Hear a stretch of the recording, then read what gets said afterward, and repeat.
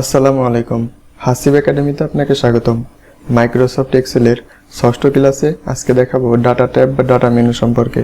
তো ভিডিওটি শুরু করার আগে অনুরোধ করব চ্যানেলটিকে অবশ্যই সাবস্ক্রাইব করবেন। হাসিব একাডেমি ফেসবুক পেজে লাইক ও ফলো দিয়ে সাথেই থাকবেন। ডাটা ট্যাবের মধ্যে প্রথমেই দেখতে পাচ্ছেন এখানে আছে গেট এক্সটার্নাল ডাটা, এরপরে আছে connection, short and filter, data tools এবং আউটলাইন। ডাটা ট্যাব বা ডাটা মেনু সম্পর্কে যদি বলি বিস্তারিত, ডাটা হচ্ছে উপাত্ত বা তথ্য। কোনো তথ্য বা উপাত্ত যদি আপনি আপনার এক্সেল শিটে নিয়ে এসে কাজ করতে চান, তাহলে আপনাকে ডাটা ট্যাব বা ডাটা মেনুর সহযোগিতা বা সাহায্য নিতে হবে। তো এখানে দেখতে পাইতেছেন ফ্রম এক্সেস, অর্থাৎ আমরা এক্সেল শিটে কাজ করার সময় যদি আমাদের এক্সেস শিট বা এমএস এক্সেসের কোনো শিটের বা কোনো ফাইলের কাজ বা প্রয়োজন পড়ে, তাহলে আমরা এখান থেকে নিয়ে আসতে পারবো। আমি এখন ফ্রম এক্সেসে ক্লিক করলাম। এরপরে এখানে দেখতে পাচ্ছেন আমার ডেস্কটপে একটা এক্সেস ফাইল রাখা আছে, এবং আমার এক্সেস ফাইল এখানে রাখা আছে। এটাতে ক্লিক করার পর যদি ওপেন করি, তাহলে আমার এই এক্সেল শিটে আমার এই এক্সেস ফাইলটা চলে আসবে। এরপরে এখানে দেখতে পাচ্ছেন ফ্রম ওয়েব। মাইক্রোসফট এক্সেলে আমরা কাজ করার সময় যদি ওয়েবসাইট থেকে কোনো লেখা বা কোনো তথ্য যদি আপনার এক্সেল শিটে আনার প্রয়োজন পরে বা প্রয়োজন হয়, তাহলে আপনি এই ফ্রম ওয়েব থেকে নিয়ে আসতে পারবেন। তো ফ্রম ওয়েবে ক্লিক করলাম, দেখবেন এখানে আমাদের একটা বক্স শো করবে, এবং এখানে দেখতে পাচ্ছেন একটা লিঙ্ক আছে। এখানে আপনি যে কোনো কিছু লিখে, এখানে সাপোজ আমি এটা কেটে দিলাম। আপনি কোনো ওয়েবসাইটের তথ্য বা কোনো কিছু যদি জানতে চান, তাহলে এখানে লিখবেন। যেমন আমি এখানে লিখলাম হাসিব একাডেমি। এরপরে এরকম একটা লেখা শো করবে, স্ক্রিপ্ট এরর। এখানে আপনি ইয়েস করবেন, আবার যদি শো করে আবারও ইয়েস করবেন। তাহলে এখানে দেখতে পাচ্ছেন যে হাসিব একাডেমির যে ফেসবুক পেজটা আছে সেটা কিন্তু এখানে চলে আসছে, এই যে দেখতেই পাচ্ছেন এখানে। তো এখন এইখান থেকে যদি আপনি কোনো তথ্য চান যে আপনার এক্সেল শিটে নেবেন, তাহলে এখানে ইম্পোর্ট দেখতে পাচ্ছেন। ইম্পোর্টে ক্লিক করলেই হাসিব একাডেমির যে তথ্য আপনি এখানে নিতে চান এক্সেল শিটে, সেটা এখানে চলে আসবে। এরপরে আছে ফ্রম টেক্সট। ফ্রম টেক্সটে ক্লিক করলে আমাদের কোনো টেক্সট ফরম্যাটের যদি থাকে বা টেক্সট ফরম্যাট যদি আপনি এখানে আনতে চান, তাহলে ফ্রম টেক্সটে ক্লিক করবেন। এরপরে এখানে দেখতে পাচ্ছেন নিউ টেক্সট ডকুমেন্টস নামে আমি একটা টেক্সট ডকুমেন্ট করে রাখছি। তো আমি এটাতে ক্লিক করলাম, করার পর এখন ইম্পোর্টে ক্লিক করলাম। দেখবেন এখানে একটা বক্স শো করবে, অর্থাৎ ডিলিমিটেড। আমি যদি এখন এটা নেক্সটে ক্লিক করি, এরপর এখানে স্পেস দিয়ে দেই, এখানে ফিনিশ ক্লিক করি, তারপর ওকে করে দেই, তাহলে দেখবেন আমার টেক্সট ফরম্যাটে আমি কিছু ডাটা বা তথ্য এখানে দিয়ে রাখছি, সেটা হচ্ছে এখানে চলে আসছে। এরপরে আছে from other source. From other source, from SQL server, from analysis service. এখানে অনেকগুলো সোর্স আছে। আপনি চাইলেই এক্সেল শিটে এই সমস্ত সোর্স থেকে আপনি ডাটা বা তথ্য নিয়ে কাজ করতে পারবেন। এরপরে আছে এক্সিস্টিং কানেকশন। এটাতে যদি ক্লিক করেন, তাহলে দেখবেন যে এখানে আপনার কিছু কানেকশন আছে। এখানে আপনার শো করবে all connect, to workbook, network, computer. এখানে এই সমস্ত ডিভাইসে বা এই সমস্ত নেটওয়ার্কে কানেক্ট হয়ে আপনি তথ্য নিয়ে আসতে পারবেন। এরপরে এখানে দেখতে পাচ্ছেন আছে রিফ্রেশ। আমরা এখানে একটা টেক্সট ফাইল আনছি, আনার পরে যদি টেক্সট ফাইলে কোনো আপডেট হয়, তাহলে এখানে অটোমেটিক্যালি আপডেট হবে না যতক্ষণ পর্যন্ত আপনি রিফ্রেশ না করেন। তো এর জন্য আমি দেখাই আমার যে টেক্সট ফাইলটা আছে, আমার এখানে যে টেক্সট ফাইলটা আছে, এইটা যদি আমি আপডেট করি, যেমন স্যালারি আছে 60,000 আছে, এখন আমি এটা 70,000 করলাম। এরপরে ওনার স্যালারি আছে 30,000, এটা আমি 40,000 করলাম। করার পর এইটা যদি আমি সেভ করি, এখন দেখেন এখানে কিন্তু আমার অটোমেটিক্যালি সেভ হয় নাই। তো এর জন্য এইটা অটোমেটিক্যালি সেভ করার জন্য আমাদেরকে রিফ্রেশে ক্লিক করতে হবে। তো এইটা আমি সিলেক্ট করলাম, এখন রিফ্রেশে ক্লিক করব। এখন আমাকে বলতেছে যে আপনি টেক্সট ডকুমেন্টটা সিলেক্ট করে দেন যে এটাতে আপনি কি রিফ্রেশ করতে চান, কোন ফাইল থেকে রিফ্রেশ করতে চান। তো আমি আমার টেক্সট ডকুমেন্টসটা ফাইলটা সিলেক্ট করে দিলাম। দেওয়ার পর এখন যদি ইম্পোর্টে ক্লিক করি, তাহলে দেখেন স্যালারি 70,000 হয়ে গেছে এবং এখানে 40,000 হয়ে গেছে, মানে আপডেট রিফ্রেশ হয়ে গেছে। এরপরে এখানে আছে কানেকশন। এখান থেকে কানেকশন এবং রিফ্রেশ সেম একই কাজ, অর্থাৎ ডাটা বা ফাইলে আপনি কানেকশন হতে পারবেন এই কানেকশনের মাধ্যমে। এরপরে এখানে দেখতে পাচ্ছেন প্রপার্টিজ। প্রপার্টিজও সেম, এখানে রিফ্রেশ বা অটো আপডেট এখানে সেট করে দিতে পারবেন। এরপরে আছে শর্ট অ্যান্ড ফিল্টার।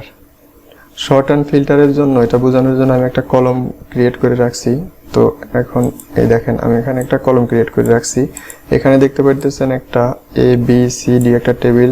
তো এখানে আছে A to Z এবং নিচে দেখতে পাচ্ছেন Z to A, অর্থাৎ এখানে A থেকে Z পর্যন্ত আপনার যদি কোনো সংখ্যা থাকে তাহলে সেটা সিলেক্ট করবেন। করার পর A to Z যদি ক্লিক করেন তাহলে সংখ্যাগুলো ABCDEFG এভাবে Z সংখ্যাগুলো সাজানো থাকবে। আবার যদি এটা সিলেক্ট করার পর Z to A তে ক্লিক করেন তাহলে দেখবেন যে নিচের Z উপরে চলে আসবে, অর্থাৎ এই যে দেখতে পাচ্ছেন এখানে D উপরে চলে আসছে এবং A নিচে চলে আসছে।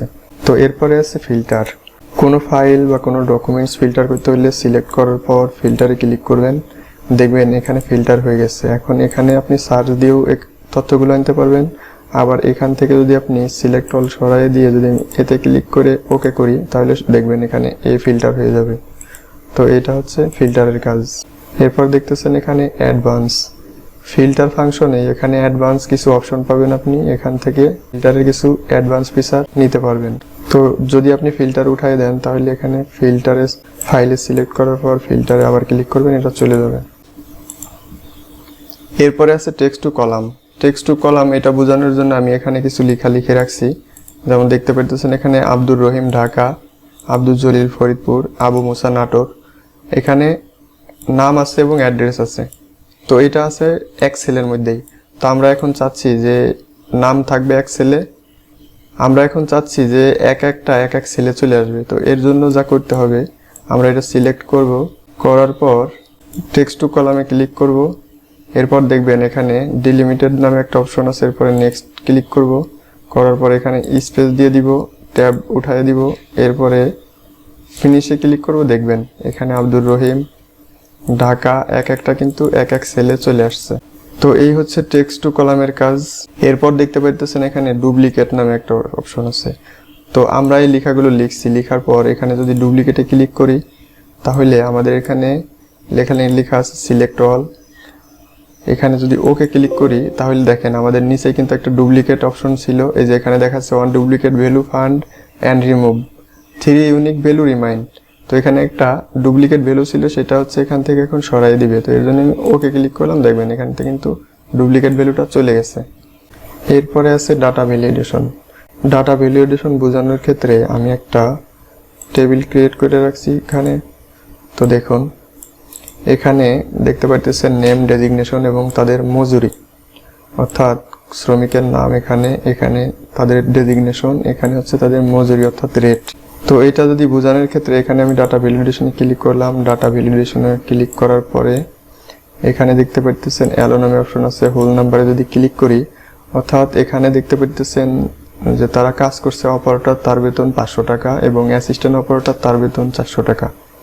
এটা আপনি এখানে ফিক্সড করে কিভাবে দিবেন, এর জন্য আমি এখানে ক্লিক করার পর যদি এখানে লিখে দেই 500, মিনিমাম ম্যাক্সিমাম যদি লিখে দেই 500, দেওয়ার পর যদি ওকে করে দেই তাহলে এখানে দেখবেন যে অপারেটরের বেতন এখানে 500।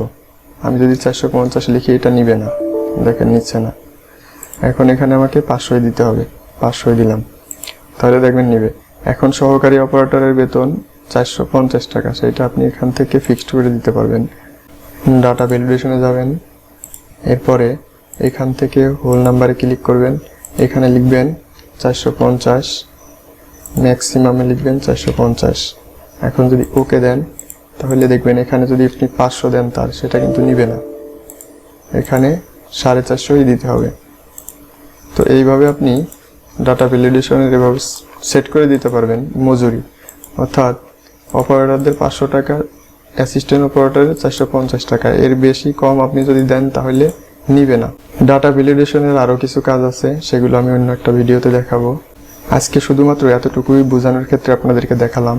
এরপরে আছে কনসলিডেট। আপনাদের বোঝানোর সুবিধার্থে এখানে আমি একটা টেবিল ক্রিয়েট করে রাখছি। এখন এই কনসলিডেটে যদি ক্লিক করি তাহলে এখানে দেখতে পাচ্ছেন কনসলিডেট একটা অপশন আসছে। এখন এখানে দেখতে পাচ্ছেন লেখা সাম, কাউন্ট, অ্যাভারেজ, মিনিমাম, ম্যাক্সিমাম, অসংখ্য এখানে ফাংশন আছে। তো আমি যদি এখন সামে ক্লিক করি, করার পর এখানে যদি রেফারেন্সে ক্লিক করার পর আলমের এটা সিলেক্ট করে দেই, এরপরে অ্যাড করে দেই, এরপরে আকবরের এটা সিলেক্ট করে দেই, তারপরে আবার অ্যাড করে দেই, এরপরে আবিরের এটা যদি সিলেক্ট করে দেই, আবার অ্যাডে ক্লিক করি, এরপর এখানে এটা সিলেক্ট করব, এখানে এড করব, তারপরে এটা সিলেক্ট করব, ওকে প্রেস করেন, তাহলে দেখবেন এখানে কিন্তু সবার এটা অটো সাম হয়ে গেছে। এখন এইখানে রাখার পরে যদি আপনি কনসোলিডেটে ক্লিক করেন, এখানে সাম করছেন, এরপরে যদি আপনি কাউন্টে ক্লিক করার পরে ওকে ক্লিক করেন, তাহলে দেখেন এখানে কাউন্ট হয়ে যাবে। আবার এখানে রাখার পরে যদি আপনি কনসোলিডেটে ক্লিক করেন, এখানে কাউন্টের পরে যদি অ্যাভারেজ করেন, তাহলে ওকে ক্লিক করবেন, দেখবেন এটা অ্যাভারেজ হয়ে গেছে। এরপরে আছে what if analysis. What if অ্যানালাইসিসে যদি ক্লিক করেন, এখানে দেখতে পাচ্ছেন কয়েকটা অপশন আছে। তো আমি এখানে গোল সিক দেখাই, গোল সিকে ক্লিক করলাম, করার পর এখানে দেখতে পাচ্ছেন টোটাল আছে 320। আমি যদি এটা সিলেক্ট করে দিই, দেওয়ার পরে এইখানে যদি 320 আছে, এখানে যদি আপনি 400 করতে চান, এখানে 400 লিখে দিবেন ভ্যালুতে। লিখার পরে এইখানে চেঞ্জিং সেল ক্লিক করার পর কোন সেলস চেঞ্জ করে আপনি এখানে 400 করবেন সেটা সিলেক্ট করে দিতে হবে। তো এর জন্য আমি রতনের এটা সিলেক্ট করার পর যদি ওকে ক্লিক করি, তাহলে দেখবেন এখানে আমার 400 হয়ে গেছে।